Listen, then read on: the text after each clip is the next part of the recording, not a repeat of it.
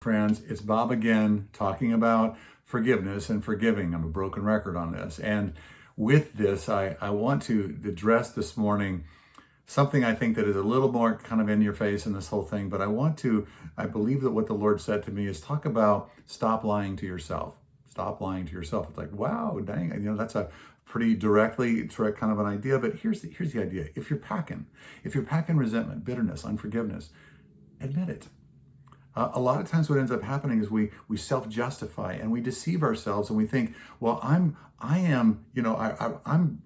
right in holding this bitterness and unforgiveness toward other ones because they really hurt me. And we build blockades and we build rationale and we rationalize all these different kind of things so that we don't actually have to do the very thing that will free us. And so what we do is we through that resentment, we basically normalize bitterness and we rationalize it and we stop seeing our own prison bars that these things are creating for us. Years ago, I used this analogy of, that when somebody hurts us, it's like, well, you hurt me and God, and we put this bar down and you said that against me, bah, and you put this other, prison bar down and another one, bah, there, and you did this, bam, and you did this, bam, and we self-justify and we do all these things and there are prison bars in front of us that we are creating ourselves. And so it's like, and then we build a lock in there and then we lock it and then we throw the key out in front.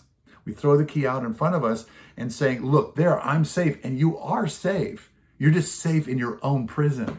And I think that the Lord is calling us out on this and saying, I want you to stop calling this something else other than what it is. It's unforgiveness. I want you to call it what it is. I want you to walk into the freedom that I have paid a very, very high price for you through the blood of my own son. I'm calling you now to stop lying to yourself, to admit that there's bitterness there and to walk into the freedom of forgiving.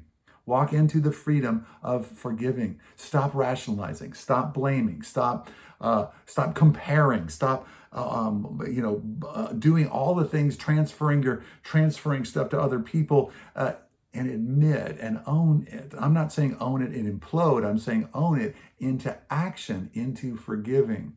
And then as you do that, you will then open up your own prison bars, and you'll walk out. And by forgiving, you actually, in some ways, you're not even actually just walking out. You're just dismantling the prison. You're just taking the prison bars out and throwing them away. This is part of what forgiving is calling from us. It is part of the difficulty of it because it's hard. It is really hard. It feels safe behind the bars, but you're in prison, and God doesn't want you in prison. Thanks so much for joining me today. That's what I believe that God wants us to think about today. We need to stop lying to ourselves and admit that these are the things that are going on inside of us. And as we do and take the steps to walk through this and to forgive, then we will experience the freedom of forgiveness and forgiving. I love you. God bless you.